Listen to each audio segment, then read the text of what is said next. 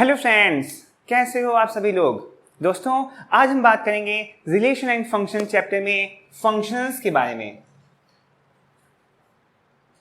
ठीक है दोस्तों, आज हमको क्या बात करनी है। जो चैप्टर हमारा रिलेशन एंड फंक्शन है, हमने अपनी प्रीवियस लेक्चर्स में relation and types of relation के बारे में सफिशिएंट बातें कर ली हैं। आज हम लोग बेटा अपना नेक्स्ट टॉपिक फंक्शन से स्टार्ट करेंगे। तो आज हम बेटा फंक्शंस में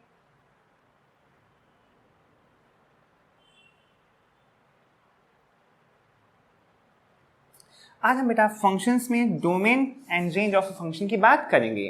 ठीक है बेटा, तो हम अपना वीडियो स्टार्ट करते हैं। सबसे पहले जानेंगे फंक्शन होता क्या है, और बेटा एक बहुत इंपॉर्टेंट बात कि रिलेशन ऑफ फंक्शन में आखिर डिफरेंस क्या है। कुछ लोग रिलेशन ऑफ फंक्शन को एक ही चीज़ समझते हैं, तो हम उनके डिफरेंस को भी क्लियर करेंगे और फंक्शंस, उसके डोमेन और रेंज की बात करेंगे। ठीक है, पहले देखते हैं बेटा फंक्शन की डिफिनेशन क्या होती है। लिखा हुआ है if x and y are two non empty sets. x और y बेटा हमारे पास क्या है, दो नॉन एम्प्टी सेट्स हैं। Then a subset f of x cross y is called a function or mapping from x to y। If and only if for every x belongs to x there exists a unique y belongs to y such that x, y belongs to f। Definition बेटा ये function की लिखी है। अब इस definition को थोड़ा सा हम इंटरप्रेट करते हैं, समझते हैं कि इसमें क्या मतलब है। देखिए, सबसे पहले तो हमारे पास x एंड y दो नॉन एम्प्टी सेट्स दिए जाएंगे। ठीक है, तो फंक्शन क्या होगा, एक नॉन एम्प्टी सेट से दूसरे नॉन एम्प्टी सेट पर कुछ इस तरह से डिफाइन होता है। Means here f is a function from x to y। इसे फंक्शन भी कहते हैं, sometimes it is also called mapping. अब ये जो f एक फंक्शन, ये मैप था, इसको मैप या फंक्शन कब कहेंगे, if and only if for all x belongs to x। Means इस x के हर एक एलिमेंट के लिए अगर fx जो आ रहा है y में बिलोंग करता है ना, fx इक्वल टू y जो है, ये अगर एक यूनिक एलिमेंट हमको मिल रहा है कि x का हम कोई भी बेटा एलिमेंट लें, उसको f के अंदर मैप करें, तो वो हमको y में अगर एक यूनिक इमेज देता है, तभी हम इसे क्या बोलते हैं, इस f को क्या बोलेंगे, हम फंक्शन बोलेंगे। ओके, तो ये हमारा x, y एक यूनिक ऑर्डर पेयर होना चाहिए। थोड़ा सा बेटा इस बात को हम और डिटेल में एक वेन डायग्राम के थ्रू समझते हैं। सपोज करिए बेटा ये हमारे पास एक नॉन एम्प्टी सेट x था, ये एक नॉन एम्प्टी सेट y है। यहाँ से यहाँ बेटा एक फंक्शन या मैप f डिफाइन होगा। तो फंक्शन का वर्क क्या होता है, अगर इस x में कोई भी एक एलिमेंट x है, तो ये x को क्या कहता है, एक unique element f of x बोले या समटाइम्स y भी बोलते हैं, इस एक यूनिक एलिमेंट y पर मैप करता है। ठीक है, तो बेसिकली मेरा फंक्शन का वर्क क्या होता है कि x के यानी जो उसके डोमेन होता है, डोमेन के हर एक एलिमेंट को, जो हमारा ये y को डोमेन होता है, ये बातें हम जानेंगे भी कि x हमारा डोमेन होता है, y क्या होता है, हमारा को डोमेन होता है। ये सब बातें हम आज के वीडियो में जानेंगे। तो x के हर एक एलिमेंट को अगर ये y में एक यूनिक एलिमेंट पे मैप करता है, तभी हम इस मैप को फंक्शन कहेंगे। ठीक है, फंक्शन कहेंगे या मैपिंग कहेंगे। तो ये बेटा डिफिनेशन होगी, if f is a function from x to y, then for every x belongs to x, fx is equal to y which belongs to y, and this element will be unique for every x belongs to x। ये बेटा इस definition का मतलब था। अब थोड़ा सा बेटा हम जानते हैं कि रिलेशन और फंक्शन एक्चुअली आते कहाँ से हैं। ठीक है, दोनों में क्या डिफरेंस है, इसको हम थोड़ा सा डिटेल में जानते हैं। सपोज करिए बेटा, देखिए एक हमारे पास सेट दे दिया गया, ए सेट दे दिया गया। ठीक है, एक एग्जाम्पल के थ्रू बेटा आप बहुत अच्छे से इसको समझ सकते हैं। 1 2 3 एक सेट है, एक दूसरा सेट दे दिया गया 4 5 6। ठीक है, ये हमारे दो नॉन एम्प्टी सेट्स दिए गए हैं। इस सेट का बेटा कार्टेशियन प्रोडक्ट सबसे पहले हमको पता होना चाहिए। ए क्रॉस बी क्या, कार्टेशियन प्रोडक्ट क्या आएगा बेटा, 1 2 3। इसका कार्टेशियन प्रोडक्ट इससे करेंगे 4 5 6 के साथ में। तो देखते हैं बेटा क्या मिलेगा हमको। हमने बेटा पहले वीडियोज में डिस्कस किया हुआ है, इसका प्रोडक्ट कैसे किया जाता है, जब 1 का 4 के साथ प्रोडक्ट करेंगे तो 1 का 4 ऑर्डर पे हमको मिलेगा। यहाँ पे सेट्स का प्रोडक्ट कर रहे हैं। इसी तरह 1 का प्रोडक्ट 5 के साथ करना है तो हमें क्या मिलेगा, 1 5। इसी तरह बेटा 1 का प्रोडक्ट 6 के साथ करना है तो हमें मिलेगा 1 6। इन द सेम वे बेटा 2 का मल्टीप्लाई करेंगे 2 4, 2 का मल्टीप्लाई 5 में करेंगे 2 5, 2 को मल्टीप्लाई 6 में करेंगे 2 6। इसी तरह से बेटा हम 3 का मल्टीप्लाई करेंगे 3 का मल्टीप्लाई 4 में किया 3,4, 3 का मल्टीप्लाई 5 में किया 3,5 एंड 3 का मल्टीप्लाई 6 में किया 3,6। ये बेटा हमारा कार्टेशियन प्रोडक्ट आ गया। हमने बात की थी रिलेशंस की, तो रिलेशन क्या होता है, ये भी इस कार्टेशियन प्रोडक्ट का ही एक सबसेट होता है। और बात करें हम फंक्शन की, तो फंक्शन भी क्या होता है, इसी कार्टेशियन प्रोडक्ट का ही ये भी एक सबसेट होता है। Relation and function both are the subsets of Cartesian product A and B. In simple terms, function is a special case of relation. Function क्या होता है, रिलेशन का ही एक स्पेशल केस होता है, जिसमें रिलेशन में कोई खास प्रॉपर्टी अप्लाई करी जाए तो वो फंक्शन बन जाता है। वो सब बातें बेटा हम यहाँ पर समझेंगे, डिस्कस करेंगे। सबसे पहले बेटा इस A क्रॉस B पर हम एक रिलेशन डिफाइन कर लेते हैं, ठीक है। जैसे रिलेशन डिफाइन किया गया, set of all ordered pairs of A, B such that A plus B equal to, बेटा हमने कितना दे दिया, 5 दे दिया, 5 नहीं 7 दे देते हैं। A plus B equal to 7 for all A belongs to A and B belongs to non empty set B। हमने इन सेट A और B पर एक रिलेशन डिफाइन किया, A, B टाइप के ordered pairs such that A plus B की value किसके equal है, 7 के इक्वल है। या हम रिलेशन को थोड़ा सा और चेंज करें, लेस देन और इक्वल टू 7 ले लेते हैं। फॉर ऑल, जो बेटा पहला एलिमेंट होगा ये पहले सेट से बिलोंग करेगा, जो सेकंड एलिमेंट है वो सेकंड एलिमेंट से सेकंड सेट से बिलोंग करेगा। मींस ए जो होंगे बेटा वो ए के एलिमेंट होंगे, स्मॉल बी जो ले रहे हैं वो कैपिटल बी के एलिमेंट होंगे। अब बेटा बताइए इस रिलेशन के अंदर कौन कौन से ऑर्डर्ड पेयर्स आएंगे, तो बेटा देखेंगे ये A, B एक ऑर्डर्ड पेयर है। अगर ये इस कंडीशन को फुलफिल करेगा तो हमारे रिलेशन में आ जाएगा। देखिए बेटा 1, 4, तो रिलेशन क्या है, 1 और 4 का सम लेना है, A और B का सम लेना है। अगर सम लेस देन और इक्वल टू 7 आता है तो वो रिलेशन का एलिमेंट कहलाएगा। तो 1 + 4 5 होता है, 7 से छोटा होता है। कंडीशन फुलफिल हो रही है तो आपका ये रिलेशन का पार्ट होगा, इन रिलेशन का एलिमेंट कहलाएगा 1, 4। इसी तरह से बेटा सेकंड ऑर्डर पे देखें 1, 5, इनका सम भी बेटा 6 होता है, लेस देन 7 है तो ये भी रिलेशन में आ जाएगा। इसी तरह से 1, 6, इसका सम बेटा 7 है तो ये भी हमारे रिलेशन में आ जाएगा, बिकॉज 7 पे इक्वलिटी लगी है, 7 के इक्वल अगर सम है तो भी वो हमारे रिलेशन का एलिमेंट होगा। अब बेटा 2, 4 की बात करें, 2 + 4 आपका कितना होता है, 6 होता है, तो वो भी रिलेशन में आ जाएगा। 2, 5 की बात करें तो इनका सम भी 7 होता है, रिलेशन में आ जाएगा। 2, 6 की बात करें, 2 + 6 को बेटा ऐड करते हैं 8 हो जाता है, और ये 7 से एक्सीड कर जाएगा तो ये रिलेशन का एलिमेंट नहीं होगा, मींस रिलेशन में बिलोंग नहीं करेगा। 3, 4 की बात करें, 3 + 4 7 होता है, आपके रिलेशन में बिलोंग करेगा। 3 + 5 आपका बेटा कितना होता है, 8 होता है, तो रिलेशन में नहीं आएगा। इसी तरह से 3, 6 कितना होता है, 9, इनका सम बेटा 9 होता है, ये भी रिलेशन में नहीं आएगा। तो इन A और B सेट्स के लिए ये हमारा A cross B Cartesian product था, जिसमें कि सभी ऑर्डर्ड पेयर्स होते हैं। और आज उस पर हमने एक रिलेशन डिफाइन किया जिसके अंदर ये कुछ ऑर्डर्ड पेयर्स आए हैं, ठीक है। अगर इसको बेटा डायग्राम के थ्रू समझें तो कुछ ऐसे आएगा डायग्राम। ये सेट बेटा हमारा A था, ये सेट B है। रिलेशन में बेटा यहाँ पर कौन कौन से एलिमेंट्स थे, 1, 2, 3, और यहाँ कौन कौन से एलिमेंट्स थे, 4, 5, 6। रिलेशन बेटा 1 का रिलेशन किसके साथ बन रहा है, 4 के साथ, मीन्स जो रिलेशन डिफाइन किया गया था उसने 1 को 4 से रिलेट किया है, 1 को 5 से भी रिलेट किया है, और 1 को 6 से भी रिलेट किया है, और किसको रिलेट किया है, 2 को 4 से रिलेट किया है, 2 को 5 से रिलेट किया है, और 3 को 4 से रिलेट किया है। ये बेटा हमारा रिलेशन था जिसने A के एलिमेंट्स 1, 2, 3 को B में कई जगह पर रिलेट किया है। ये तो बेटा हमारा रिलेशन था।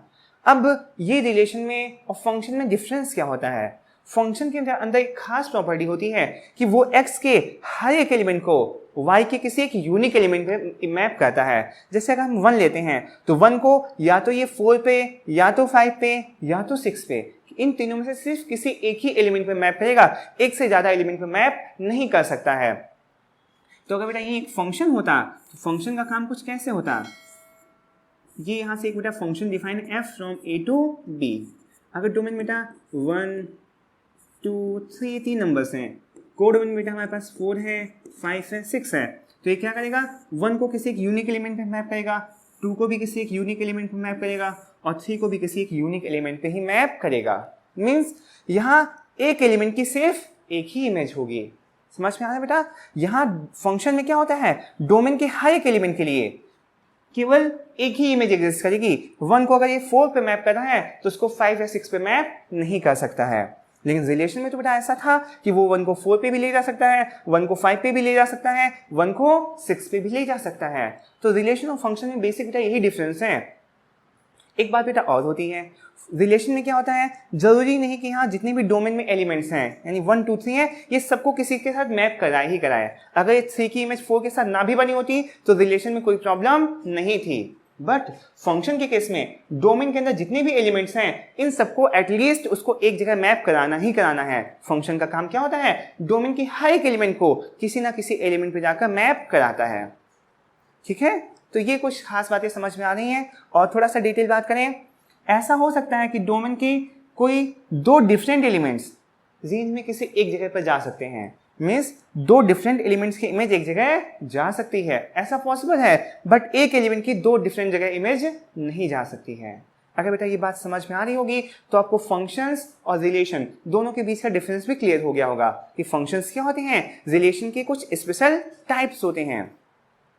अगर हम बेटा और बात करें यहाँ से कि एक और ऑर्डर्ड पेयर्स के टर्म में भी इसकी डिफिनीशन होती है कि फंक्शन में क्या होता है कि कोई भी 2 डिफरेंट ऑर्डर्ड पेयर्स होंगे उनका फर्स्ट एलिमेंट सेम नहीं हो सकता है। जैसे कि बात करें 1 और 4, 1 और 5, ये 2 डिफरेंट ऑर्डर्ड पेयर्स हैं और इनका फर्स्ट एलिमेंट क्या है, सेम है। तो कंफर्म कह सकते हैं कि बस ये एक रिलेशन है, ये फंक्शन नहीं हो सकता है बिकॉज 2 डिफरेंट ऑर्डर्ड पेयर में फर्स्ट एलिमेंट आपका सेम नहीं हो सकता। बेटा इसका कोई और मतलब नहीं है। फर्स्ट एलिमेंट सेम होने का मतलब क्या कि इसने 1 को 4 पे भी मैप किया, 1 को 5 पे भी मैप किया, और फंक्शन में ऐसा पॉसिबल नहीं है बिकॉज वो डोमेन के हर एक एलिमेंट को सिर्फ एक ही एलिमेंट पे मैप करता है, 2 जगह मैप नहीं कर सकता है। इतना बेटा आपको समझ में आ रहा है? चलिए थोड़ा सा एक और एग्जांपल ले लेते हैं। एक और एग्जांपल ले लेते हैं, जैसे कि फंक्शन में डिफाइन किया है f from a to b such that f of x is equal to x square for all x belongs to, बेटा कौन सा सेट होता है बेटा हमारा, ये a है। वैसे तो बेटा हमको डोमेन एंड रेंज भी पहले बताना चाहिए, तब जाकर ये बात आपको और ज़्यादा क्लियर होगी। फिलहाल अभी समझिए डोमेन और रेंज की बात हम करेंगे, ठीक है। जो बेटा ये x लेते हैं ये इस सेट के ही एलिमेंट्स होते हैं। अब सोचिए बेटा यहाँ a सेट क्या कुछ भी हो सकता है बेटा। चलिए सेट a को बेटा हम कोई स्पेसिफाई नेम दे देते हैं, सेट और a और b हम क्या कुछ स्पेशल नेम ले लेते हैं। कोई बेटा स्टैंडर्ड सेट जैसे क्या ले लिया, from R to R, set of all real numbers to set of all real numbers. तो यहाँ बेटा देखें अगर f ऑफ 1 रखते हैं तो 1 की इमेज बेटा कितनी आएगी, 1 का square which is equal to 1। अगर बेटा f ऑफ -1 लेते हैं तो यहाँ -1 का स्क्वायर वापस कितना आएगा बेटा, +1 आएगा। तो देखो बेटा इसका काम डायग्राम के थ्रू समझे हैं। यहाँ से बेटा यहाँ एक फंक्शन था, ये भी सेट ऑफ रियल नंबर्स है, ये भी सेट ऑफ रियल नंबर्स है। हमने 2 डिफरेंट रियल नंबर्स ली, एक -1 ली, एक +1 ली। देखिए बेटा इसने -1 को कहाँ पर मैप किया, -1 की वैल्यू इसकी कितनी आई, +1। -1 को ये बेटा ये +1 पर मैप कर रहा है, और +1 को कहाँ पर इसने मैप किया, +1 को भी इसने 1 पे ही मैप किया। तो फंक्शन में बेटा ऐसा पॉसिबल है कि 2 डिफरेंट एलिमेंट्स किसी एक जगह पर मैप कर सकते हैं। लेकिन अगर आप कहें कि कुछ ऐसा केस दे दिया जाए, यहाँ एलिमेंट्स हैं a है, b है, c है, यहाँ 1 है, 2 है, 3 है, ऐसा दे दिया है कि a को 1 पे भी मैप किया है, a को 2 पे भी मैप किया है, b को 3 पे मैप किया है, ये ऐसा कुछ केस दिया जाए तो यहाँ से बेटा ये एक फंक्शन नहीं होगा क्योंकि यहाँ 2 कंडीशंस फेल हो रही हैं। पहली बात तो इसने a को 2 डिफरेंट जगह पे मैप किया, पहली गलती तो ये है। दूसरी गलती क्या है, डोमेन में एक एलिमेंट ऐसा है जिसकी इसने इमेज ही नहीं बताई है। तो डोमेन तो बेटा फंक्शन के केस में ऐसा पॉसिबल नहीं है। डोमेन में जितनी भी एलिमेंट्स हैं उनकी इमेज होती ही होती है, उनको किसी न किसी एलिमेंट पे मैप करता ही करता है फंक्शन। अगर फंक्शन ऐसा नहीं कर रहा है तो फंक्शन आपका डिफाइंड ही नहीं होगा। ओके, तो ये बेटा कुछ खास बातें होती हैं फंक्शंस की। फंक्शंस और रिलेशन में क्या डिफरेंस होता है वो भी आप लोगों ने जाना। अब बेटा हम अपनी नेक्स्ट टॉपिक बात करते हैं domain and range of function. बहुत देर से बेटा बात कर रहे थे, डोमेन एंड रेंज वर्ड बोल रहे थे, आप लोगों ने शायद क्लास 11th में इनके बारे में सुना भी हो। ठीक है, एक बार फिर से बात कर लेते हैं। समझिए बेटा कोई एक फंक्शन था, एक नॉन एम्प्टी सेट x से एक नॉन एम्प्टी सेट y पे डिफाइंड है। ठीक है, फंक्शन बेसिकली क्या है, एक नॉन एम्प्टी सेट x से एक नॉन एम्प्टी सेट y पे डिफाइंड है। तो बेटा जो ये x सेट कहलाता है जिस पर फंक्शन डिफाइन होता है ये हमारा कहलाता है डोमेन कहलाता है, और जो ये y सेट कहलाता है ये हमारा कोडोमेन कहलाता है। कुछ बच्चे बेटा इसको रेंज कह देते हैं, लेकिन बेटा there is a difference between codomain and range. तो बहुत ही ध्यान समझिएगा, जो ये बेटा सेट है ये कोडोमेन ही अभी कहलाता है, रेंज ये कब कहलाएगा उसकी कुछ कंडीशंस होती हैं। तो बेसिकली करना क्या था, एक नॉन एम्प्टी सेट बेटा x था, एक नॉन एम्प्टी सेट बेटा यहाँ पर हमारे पास y है, यहाँ बेटा इस पे यहाँ से यहाँ पर एक फंक्शन f डिफाइन है, ठीक है। तो बेटा फंक्शन का काम क्या होता है, x के हर एक एलिमेंट को किसी ना किसी एलिमेंट पे मैप करना, और ये बेटा fx टाइप के एलिमेंट्स आते हैं। तो बेटा ये जो x के जितने भी एलिमेंट्स होते हैं ना, हमने बताया था फंक्शन का काम क्या होता है, डोमेन के हर एक एलिमेंट को मैप करना। इस वजह से ये सभी एलिमेंट्स क्या होंगे, डोमेन में लाई करेंगे। तो डोमेन तो बेटा आपका ये कंप्लीट सेट हो जाता है। लेकिन कोडोमेन में कभी कभी क्या होता है, ऐसा होता है कुछ एलिमेंट्स जैसे यहाँ 1 है, 2 है, 3 है, 4 है। जैसे 1 तो इमेज बन गई, जैसे किसी एलिमेंट की इमेज ये 1 बन गई, किसी की इमेज 2 बन गई, किसी की इमेज 3 बन गई। और कुछ एलिमेंट्स ऐसे भी हो सकते हैं जो यहाँ पर खाली हो सकते हैं, जिनकी जो किसी ना किसी एलिमेंट की इमेज नहीं है। जैसे यहाँ 4 देख रहे हैं किसी की इमेज नहीं है, 5 किसी की इमेज नहीं है। तो ये जो पूरा सेट कहलाता है, ये पूरा सेट हमारा कोडोमेन कहलाता है। और जो एलिमेंट्स किसी ना किसी की इमेज बने होते हैं, इन जो इमेज होते हैं ना किसी एलिमेंट की मैप से आए होते हैं, इमेज बने होते हैं, इनको बोलते हैं रेंज बोलते हैं। रेंज बेसिकली क्या होती है, ये f ऑफ x टाइप के एलिमेंट्स होते हैं such that x belongs to x। Range में क्या होंगे, वही एलिमेंट्स लिए जाएंगे जो इस फंक्शन के अंदर किसी ना किसी की इमेज बने होते हैं। थोड़ा सा एक एग्जांपल के थ्रू बेटा यहाँ भी डोमेन और रेंज को हम समझते हैं, ठीक है। ये बेटा नॉर्मल कॉन्सेप्ट था, एक एग्जांपल के थ्रू इसको हम बेटा डिटेल में बताते हैं तो आपको फर्क पता चल जाएगा कि डोमेन, कोडोमेन और रेंज क्या होते हैं। बेसिकली कोडोमेन और रेंज में क्या डिफरेंस होता है समझिए बेटा। एक हमने फंक्शन लिया f from n to n, set of natural number से सेट ऑफ नेचुरल नंबर पर फंक्शन कुछ इस तरह से डिफाइन कर दिया, f of x is equal to 2x। ये फंक्शन है for all x belongs to domain. बेटा हमारा कौन है यहाँ पर, ये वाला सेट हमारा डोमेन है, तो हम इस वाले सेट की बात करेंगे। n ये कौन साइन है, डोमेन में जो लिखा हुआ है, ठीक है। वैसे तो दोनों सेट आइडेंटिकल है ना बेटा, हमको स्पेसिफाई करना है यहाँ n हमने कौन सा वाला लिया है, ये पहला लाइन लिया है, ठीक है। अब इसको थोड़ा सा हम वेन डायग्राम से ही दिखा देते हैं, कैसे आपको बताएंगे, ठीक है। ये सेट ऑफ नेचुरल नंबर्स हैं, ये भी सेट ऑफ नेचुरल नंबर्स हैं। इसमें कौन कौन सी नंबर्स आएंगी, 1 2 3 4 5 6 एंड डॉट डॉट बहुत सारी नंबर्स आएंगी। यहाँ बेटा नेचुरल नंबर्स हैं 1 2 3 4 5 6 7 8, बहुत सारी नेचुरल नंबर्स आएंगे, ठीक है। एंड डॉट डॉट डॉट ऐसी नेचुरल नंबर्स सभी आती रहेंगी। तो देखते हैं जैसा जैसे हमने इसमें x बराबर 1 पुटअप किया, x बराबर 1 पुटअप किया, तो देखते हैं x बराबर 1 को ये कहाँ पर मैप करता है। फॉर्मूला क्या था, 2 इंटू एक्स था, x की वैल्यू 1 रखेंगे, 2 1 जा 2। तो f ऑफ 1 मीन्स इस एलिमेंट 1 की फंक्शन f के अंदर में इमेज कितनी आ रही है, 2। तो इसने 1 को कहाँ पर मैप किया, 2 पे मैप कर दिया, ठीक है। अगर इसी में हम अपने सेकेंड एलिमेंट को देखें, f ऑफ 2 निकालना है कि x बराबर 2 पे फंक्शन की वैल्यू क्या होगी। तो 2x थी, 2 इंटू 2 कितना आ जाएगा, 4। देखिए बेटा ये 2 को कहाँ पर मैप करना है, 4 पर। इसी तरह से बेटा हम 3 की इमेज देखेंगे, f ऑफ 3 कितना आएगा, 2 इंटू एक्स था, 2 इंटू 3 कितना हो जाएगा, 6। तो 3 को बेटा ये कहाँ पर मैप करेगा, 6 पे। ऐसे बेटा हम 4 की बात करें तो 4 को ये 8 पे मैप करेगा, 5 को भी 10 पे मैप करेगा जाकर, 6 को 12 पे, ऐसे ही आगे मैप करता जाएगा। तो डोमेन तो बेटा आपको क्लियर था कि जो ये सेट हमारा होता है ये डोमेन कहलाता है। डोमेन आपका क्या हो जाएगा, set of all natural numbers. Codomain बेटा आपको भी बहुत क्लियर हो जाता है कि जो भी ये सेट RHS में लिखा होता है, राइट हैंड साइड में लिखा होता है, ये भी हमारा क्या हो जाएगा, कोडोमेन हो जाएगा।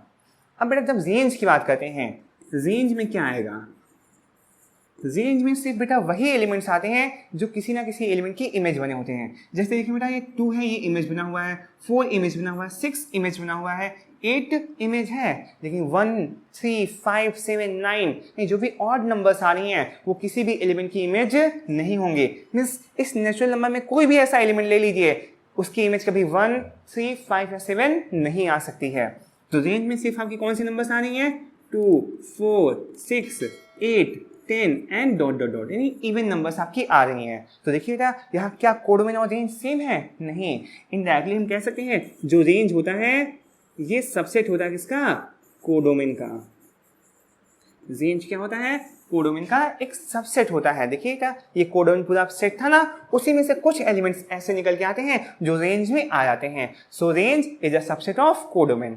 बेटा ऐसा भी नहीं होता कि क्या रेंज कभी कोडोमेन की इक्वल हो सकती है? बिल्कुल हो सकती है। बहुत सारे बेटा ऐसे फंक्शंस हैं जहां पर आपकी रेंज और कोडोमेन आपस में क्या हो जाते हैं? इक्वल हो जाते हैं। उसको एक स्पेशल फंक्शन नाम दिया जाता है ऑन्टो फंक्शंस। उसकी बात हम बेटा बाद में करेंगे। फिलहाल बेसिकली हमने डोमेन, कोडोमेन और रेंज में तीनों को बेटा डिफाइन करना सीख लिया कि कैसे हम कोडोमेन को आइडेंटिफाई करेंगे, हमारा रेंज क्या होगा। ओके, इतना बात समझ में आया? ठीक बेटा, अब बात करते हैं रियल वैल्यूड फंक्शन। ये रियल वैल्यूड फंक्शन होता क्या है?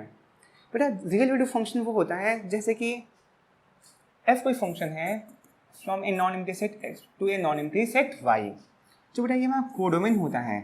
कोडोमेन जो हमारा y है, अगर ये R हो जाए, set of all real numbers हो जाए, या y is a subset of real number हो जाए, means if the codomain of a function is set of real numbers. यहाँ बेटा ये R क्या है? सेट ऑफ रियल नंबर्स है, कंफ्यूज मत होइएगा। और यहाँ क्या है? y या फिर रियल नंबर का एक सबसेट हो जाए। ऐसे केस में जो ये फंक्शन f होता है इसको हम क्या बोलते हैं? Real valued function.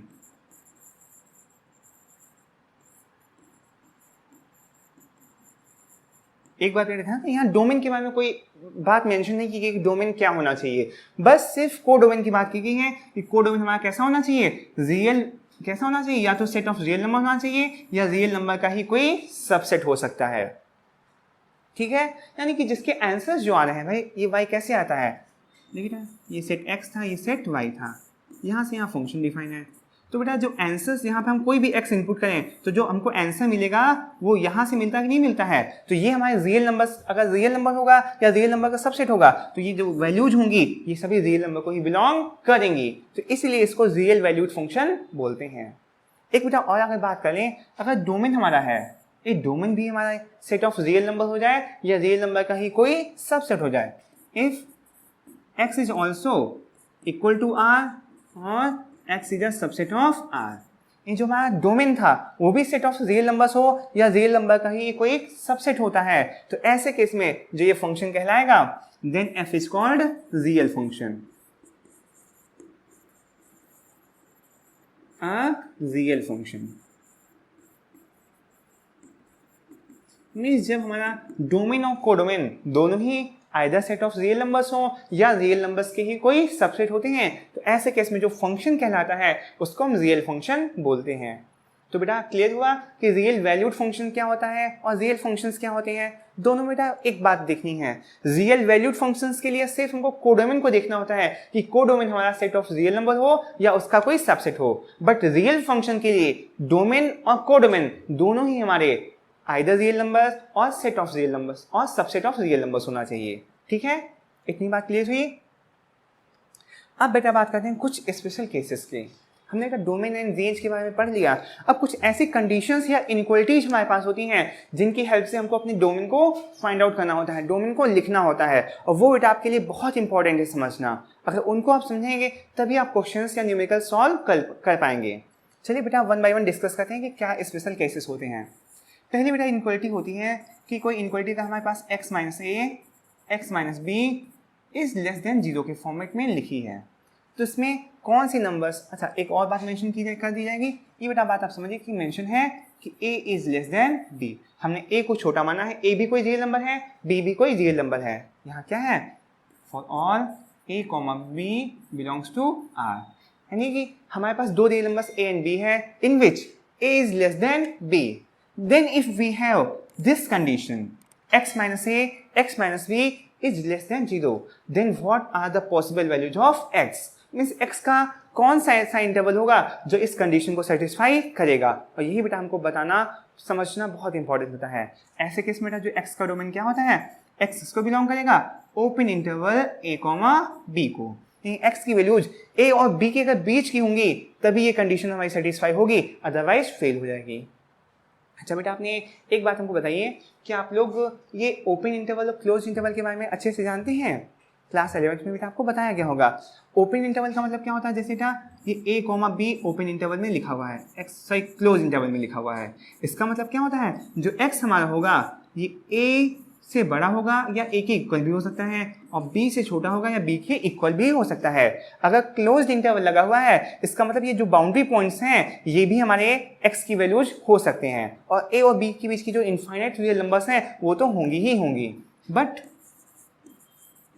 If x belongs to, बेटा इस तरह से लिखा जाए open interval a comma b, बेटा देखो ये स्मॉल ब्रैकेट्स हो इनको ओपन इंटरवल बोलते हैं, ये आपके रेक्टेंगुलर ब्रैकेट्स हैं इनको क्लोज इंटरवल बोलते हैं। नॉर्मली बेटा ब्रैकेट्स हम कहते थे कि इसमें ये लगाई कोई फर्क नहीं पड़ता, बट यहाँ बेटा जब हम रियल डोमेन की बात करते हैं तो ये इंटरवल्स बहुत इंपॉर्टेंट होते हैं बेटा, ठीक है।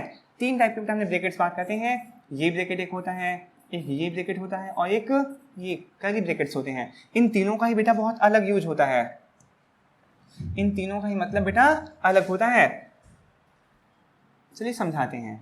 जैसे फर्स्ट केस में हमने क्लोज इंटरवल लगाया तो इसका मतलब क्या होता है, x की वैल्यूज a और b के बीच की भी हो सकती हैं और a और b भी हो सकती हैं, मतलब ये बाउंड्री पॉइंट्स भी हमारे x की वैल्यूज ले सकते हैं। लेकिन अगर x हमारा ओपन इंटरवल में बिलोंग करता है इसका मतलब जो x की वैल्यू होगी वो सिर्फ a से बड़ी होगी और b से छोटी होगी, means x lies only between a and b, यानी x की वैल्यू a नहीं हो सकती, x की वैल्यू b नहीं हो सकती, a और b के बीच की सिर्फ रियल नंबर्स होंगी। बट बेटा अगर एंड इफ ऐसा x लिखा हो, x belongs to curly bracket में बेटा a कॉमा b लिख दिया जाए तो इसका मतलब जानते हो बेटा क्या होता है, this implies that x is equal to a और x is equal to b। यहाँ पर सिर्फ x की 2 ही वैल्यूज पॉसिबल है, a और b, इनके अलावा कोई थर्ड सॉल्यूशन इसका पॉसिबल नहीं होता है अगर x हमारा कर्ली ब्रैकेट्स में a कॉमा b के फॉर्मेट में लिखा हुआ, बिकॉज कर्ली ब्रैकेट्स में सिर्फ एलिमेंट्स को हम कॉमा से सेपरेट करके लिखते हैं, तो यहाँ पर x के सिर्फ 2 ही सॉल्यूशन है, a और b।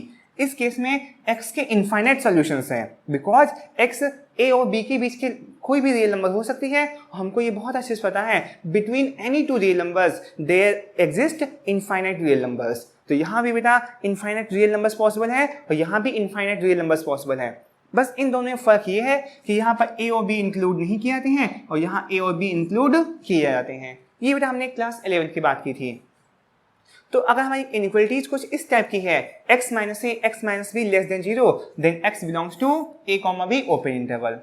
अगर बेटा यही इनइक्वालिटीज कुछ चेंज हो जाए, ऐसे हो जाए x minus a x minus b is less then और इक्वल टू 0, ठीक है, x minus a x minus b less then और इक्वल टू 0। इक्वलिटी लिखने से बेटा सिर्फ इतना फर्क आएगा कि जो x का सॉल्यूशन होगा कहाँ बिलोंग करेगा, close interval a comma b में, ठीक है बेटा। इनको एग्जाम्पल के थ्रू भी हम डिस्कस कर सकते हैं कि ऐसा ही क्यों आ रहा है, ठीक है, यहाँ a और b के बीच की वैल्यूज क्यों आ रही हैं। थर्ड बेटा कंडीशन क्या पॉसिबल है वो भी देख लेते हैं। If x minus a x minus b is greater then 0, अगर ऐसी इनक्वालिटी होती है तो x का सोल्यूशन किसको बिलोंग करेगा, minus infinity to a union b to infinity. And बेटा फोर्थ कंडीशन क्या होती है, if x minus a x minus का b इज ग्रेटर देन और इक्वल टू 0 लगा हो, then x belongs to, x किसको बिलोंग करेगा बेटा इस केस में, माइनस इन्फिनिटी टू बेटा a होगा, बट a पर इस बार क्या लग जाएगा, क्लोज इंटरवल। बेटा यहाँ देखो इसमें और इसमें सिर्फ इक्वलिटी का फर्क है, तो इक्वलिटी से क्या होगा, जो ये a और b बाउंड्री पॉइंट्स हैं ये हमारे सॉल्यूशन में आ जाएंगे, ऐसे यहाँ क्या हो जाएगा b टू इन्फिनिटी, ठीक है। अब सर आप कह रहे हैं कि सर बाउंड्री पॉइंट्स आ जाते हैं तो हमने इन्फिनिटी और माइनस इन्फिनिटी पे क्लोज इंटरवल क्यों नहीं लगाया, बिकॉज हम बेटा जानते हैं हमारे रियल नंबर्स में इन्फिनिटी या माइनस इन्फिनिटी लाई नहीं करते हैं, तो उन पर कभी भी क्लोज इंटरवल नहीं लगेगा, सिर्फ माइनस इन्फिनिटी या प्लस इन्फिनिटी पर ओनली ओपन इंटरवल ही लगाना है। अगर इन पर बेटा क्लोज लगा दिया तो आपका क्वेश्चन क्या हो जाएगा, गलत हो जाएगा। अब आप सर कह रहे होंगे कि सर ये कंडीशंस का क्या मतलब निकला, हमने क्या देखा इनमें, तो बेटा इन कंडीशन को हम समझते हैं। देखो बेटा समझते हैं कि अगर a और b में क्या कंडीशन दी गई, a is less than b, means a छोटा है b बड़ा है। अब देखिए बेटा x माइनस a आपका क्या हो सकता है, x minus a x minus b आपका क्या है बेटा, लेस देन 0। तो इन्होंने कहा x की जो वैल्यू होगी a और b के बीच की कोई नंबर होगी। इसको एक एग्जाम्पल के थ्रू बेटा हम समझाते हैं। जैसे कि कंडीशन दे दी जाए x माइनस का 1 x माइनस का 2 इज लेस देन 0। तो इसका मतलब क्या हुआ, x हमने कहा बिलोंग करना चाहिए, x belongs to open interval 1, 2। ये कंडीशन में लिखाई थी। चलिए तो इसको समझते हैं। यानी इसका मतलब x की वैल्यू हम 1 और 2 की बीच की कोई भी वैल्यू ले लें वो इस कंडीशन को सेटिस्फाई करेगा, बट इस इंटरवल के बाहर की कोई भी वैल्यू ले वो क्या करेगी, फेल करेगी। देखिए बेटा 1 और 2 के बीच की हमने कोई रियल नंबर ले ली, 1.1 ले लेते हैं, 1.2 ले लेते हैं। जैसे x स्क्वायर हमने ले लिया 1.2 ले लिया, ठीक है। ये देखिए बेटा इसमें बिलोंग कर रही है, बिल्कुल कर रही है। अब देखते हैं क्या ये इस कंडीशन को सेटिस्फाई करेगी। देखिए बेटा 1.2 माइनस 1 था, x की वैल्यू कितनी थी 1.2 माइनस का 1। दूसरे इंटरवल में क्या था बेटा, x की वैल्यू 1.2 थी, माइनस का 2 था। बेटा 1.2 माइनस 1 कितना आता है आपका 0.2 बचेगा, और 1.2 माइनस का 2 कितना होता है, 0 माइनस का 0.8 आता है। अब इन दोनों का बेटा मल्टीप्लाई करेंगे कितना आएगा, माइनस का 0.16 आएगा कि नहीं आएगा, विच इज लेस देन 0 है कि नहीं है। देखिए ना x के इस इंटरवल में से कोई भी वैल्यू लेते हैं तो वो इस कंडीशन को सेटिस्फाई करेगी, मीन्स इसकी वैल्यू लेस देन 0 आएगी। अब अगर हम सोचते हैं कि इसके बाहर की कोई वैल्यू ले लेते हैं, जैसे 1 और 2 के बाहर की वैल्यू हमने 3 ले ली या 0 ले लिया होता है x की वैल्यू, तब क्या होता। देखिए ना अगर आप x को 3 ले लेते हैं तो देखिए इसमें क्या आएगा 3 माइनस का 1, और यहाँ क्या आएगा 3 माइनस का 2, कितना हो जाएगा 3 माइनस 1 होता है 2, 3 माइनस 2 होता है 1, इसकी वैल्यू 2 आ रही है, which is greater then 0। Condition आपकी फेल हो रही है ना। तो ये कंडीशन केवल तभी सेटिस्फाई होगी जब x हमारा इस इंटरवल को बिलोंग कर रहा होगा। ऐसी बेटा सेकंड कंडीशन होती है, अगर यहाँ इक्वलिटी लग जाती है तो यही इंटरवल हमारे क्या हो जाते हैं, क्लोज इंटरवल। मतलब कि इनकी वैल्यू या तो लेस देन 0 होनी चाहिए या इक्वल टू 0 होनी चाहिए। इक्वल टू 0 कब होगी, जब हम x की वैल्यू या तो 1 लें या तो 2 लें। देखिए बेटा x की वैल्यू 1 लेने पे क्या होगा 1 माइनस 1, ये टर्म क्या बन जाएगा 0, और 0 का किसी भी नंबर में मल्टीप्लाई करेंगे वो क्या आएगा इक्वल टू 0 ही आएगा। अगर x की वैल्यू बेटा हम 2 ले लेते हैं तो देखिए यहाँ पे x की वैल्यू 2 रखने से 2 माइनस 2 क्या बनेगा 0, और 0 का इस नंबर में मल्टीप्लाई करेंगे तो वो भी क्या आएगा इक्वल टू 0 ही आएगा। तो पहली कंडीशन और दूसरी कंडीशन में सिर्फ इक्वलिटी का फर्क है। पहली और दूसरी कंडीशन क्लियर हुई कि ये सोल्यूशन ये ऐसा क्यों आता है। अब बेटा हम एक थर्ड कंडीशन की बात कर लेते हैं, ठीक है। जैसे कि वहां लिखा था x माइनस का 1, x माइनस का 2 इज ग्रेटर देन 0 का हमारे पास लिखा हो, ग्रेटर देन 0 लिखा हो, तो हमने इसका सोल्यूशन देने के लिए क्या बताया था, x belongs to minus infinity to 1, open interval लगेगा यूनियन 2 टू इन्फिनिटी, ठीक है। ओपन इंटरवल हमने क्यों लगाया, क्योंकि यहाँ पर इक्वलिटी भी नहीं लगी है, इसलिए 1 और 2 पे ओपन इंटरवल लगाया। तो अगर बेटा अगर ये कंडीशन है तो ये कंडीशन केवल तभी सेटिस्फाई होगी जब x हमारा इस इंटरवल में बिलोंग करेगा या इस इंटरवल में बिलोंग करेगा, यानी x की वैल्यू या तो 1 से छोटी हो या फिर 2 से क्या हो बड़ी हो। अब देखेंगे कैसे सेटिस्फाई करेगा। ले लेते हैं बेटा 1 से छोटी कोई वैल्यू ले लेते हैं, जैसे 0 ले लेते हैं। x की वैल्यू हमने क्या ले ली 0, देखिए बेटा 0 इस इंटरवल को बिलोंग कर रहा है, इक्वेशन में रखिए तो यहाँ क्या आएगा आपका 0 माइनस 1, यहाँ क्या आएगा आपका 0 माइनस का 2, 0 माइनस 1 क्या होता है आपका -1 होता है, ये क्या होता है -2 होता है, -1 और -1 2 का मल्टीप्लाई कितना होता है +2, क्या वो ग्रेटर देन 0 आ रहा है, तो आप कहेंगे यस सर कंडीशन सेटिस्फाई हो रही है। इसी तरह से अगर x की वैल्यू इस इंटरवल से कोई ले लेते हैं मीन्स 2 और 2 से बड़ी, जैसे 2 से बड़ी हमने क्या ले लिया x इक्वल टू 3 ले लिया, तो देखिए वहाँ कंडीशन क्या आएगी 3 माइनस का 1 और 3 माइनस का 2, 3 माइनस 1 आपका कितना होता है 2, ये होता है 1, 2 इंटू 1 कितना हो जाएगा बिग 2, वो भी देखो आपका क्या आ रहा है ग्रेटर देन 0 आ रहा है, मिस कंडीशन आपकी सेटिस्फाई हो रही है। यदि 1 से छोटी कोई भी रियल नंबर लें या 2 से बड़ी कोई भी रियल नंबर लें तभी ये कंडीशन होल्ड करेगी।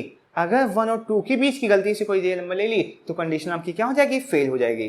कहेंगे सर कैसे, 1 और 2 के बीच में कोई भी एक रियल नंबर ले ली थी, जैसे हमने देखा था x इक्वल टू 1.2 लिया था, तो देखो बेटा x माइनस 1 और x माइनस 2 की वैल्यू क्या आई थी, अभी हमने निकाली थी 1.2 माइनस का 1, और यहाँ क्या है 1.2 माइनस का 2, ये आपका कितना आया था 0.2 आया था, और ये कितना आया था माइनस का 0.8 आया था, which is equal to minus का 0.16 विच इज लेस देन 0। कोई भी नेगेटिव नंबर क्या होती है बेटा 0 से छोटी होती है। देखिए कंडीशन आपकी फेल कर गई थी कि नहीं कर गई थी, तो ये कंडीशन सेटिस्फाई तभी होगी जब x या तो इस इंटरवल में लाई करेगा या तो इस इंटरवल में। और फोर्थ कंडीशन में क्या होता है, यहाँ पर इक्वलिटी लग जाती है, इक्वलिटी लगने की वजह से हम लोग यहाँ क्या करेंगे सिर्फ ये इंटरवल को चेंज कर देंगे, यानी कि ये बाउंड्री पॉइंट्स भी हमारे पास सोल्यूशन में आ जाएंगे, यानी इसका सोल्यूशन तब ये हो जाएगा। तो बेटा ये बहुत इंपॉर्टेंट कंडीशंस हैं जो हमने 4 कंडीशंस बताई। ये 4 कंडीशंस बेटा बहुत इंपॉर्टेंट है, इन्हीं की हेल्प से आप अपने डोमेन या रेंज को लिखना सीखेंगे। तो बेटा आई थिंक आज के लिए ये टॉपिक सफिशिएंट है। आज के लेक्चर में हमने देखा कि फंक्शन क्या होता है। बेसिकली फंक्शन को बेटा एक एज ए मशीन की तरह हम समझ सकते हैं कि जिसमें कोई नंबर इनपुट करते हैं तो उसके लिए कोई एक यूनिक आउटपुट मिलता है। ठीक है, हमने बेटा और ये भी देखा कि फंक्शन रिलेशन से किस तरह से डिफर करता है। फिर हमने उसके डोमेन की बात की, डोमेन क्या होता है, कोडोमेन क्या होता है, रेंज क्या होती है। बेसिकली रेंज क्या होती है, कोडोमेन का ही एक सबसेट होती है। और हमने कुछ स्पेशल केसेस जाने कि इनकी हेल्प से हम अपने डोमेन और रेंज को सॉल्व करना सीखेंगे। सो आज के लिए बेटा इतना ही। अगर आपको बेटा वीडियो पसंद आई हो तो लाइक और शेयर करें, और पिछली वीडियो को देखने के लिए उसका लिंक बेटा डिस्क्रिप्शन बॉक्स में प्रोवाइड कर दिया गया है, आप उसको देख सकते हैं। Okay, thank you and bye bye.